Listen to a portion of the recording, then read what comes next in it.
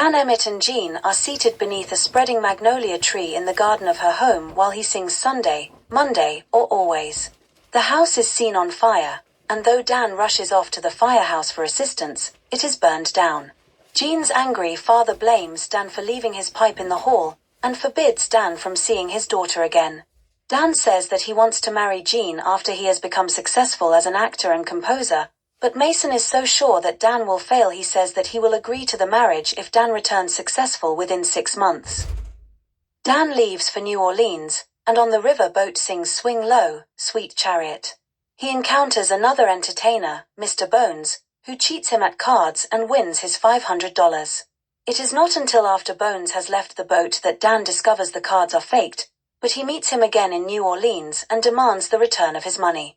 Bones denies cheating, but offers to put Dan in his act. Unable to pay for a meal they have in a restaurant, they are assaulted and suffer black eyes. Bones takes Dan to the boarding house owned by Mr. Cook and his daughter Millie. Neither Bones nor 2 other boarders can pay the rent arrears demanded by Millie, and she refuses to let Dan stay, until Mr. Cook intervenes to tell Bones that the manager of the local Maxwell Theatre has said Bones could try out his act that evening. The other 2 boarders sing Laughing Tony to Bones, but he refuses to let them join his act. Dan reminds Bones of his promise that he should be in the act, but Bones insists that his act is a single, until Millie threatens to lock him in his room unless all 4 appear. She suggests that to cover their battered features they should use black makeup.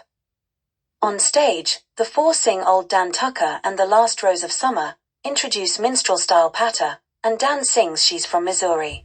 They are successful, and Millie becomes attracted to Dan who, however, tells her about Jean. The act continues to do well and is enlarged to a 24-artist minstrel show, with Mr. Cook joining as the only white-faced member. Although Dan is also attracted to Millie, he tells her he will remain loyal to Jean, and Millie, in a fit of pique, agrees to marry Bones. The new minstrel show opens. The company sings Minstrel Show and Buffalo Gals, while Dan sings A Horse That Knows the Way Back Home. At a celebration supper, Dan and Millie make up their quarrel, but the sound of fire bells and a burning theater, caused by Dan's pipe, puts them all out of a job.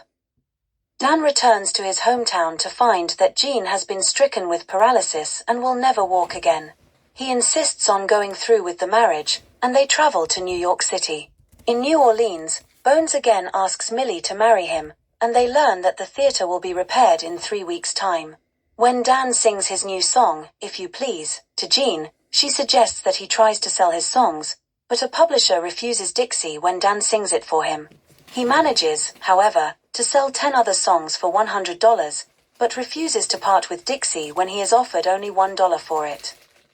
Mr. Cook arrives and tells Jean of Dan's success in New Orleans, inadvertently revealing the situation between Millie and Dan.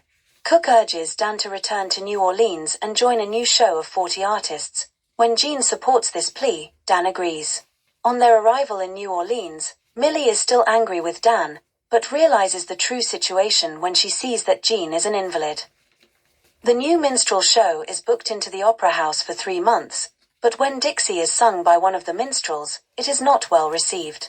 Jean suggests that it should be played at a quicker tempo, but Dan disagrees. Jean, under the impression that Dan is in love with Millie, tells her servant, Lucius, to place a letter of farewell in Dan's dressing room. The show proceeds, and Dan sings Sunday, Monday, or Always with the company. While the minstrels sing She's from Missouri, Millie, backstage, tells Bones that she will marry him that night and breaks the news to Jean. On stage, Dan and the company sing Dixie while his pipe, once again left lying around, starts a fire. As the tempo of the song speeds up, the entire audience joins in the rousing chorus. The fire burns Dan's dressing room and Jean's valedictory letter.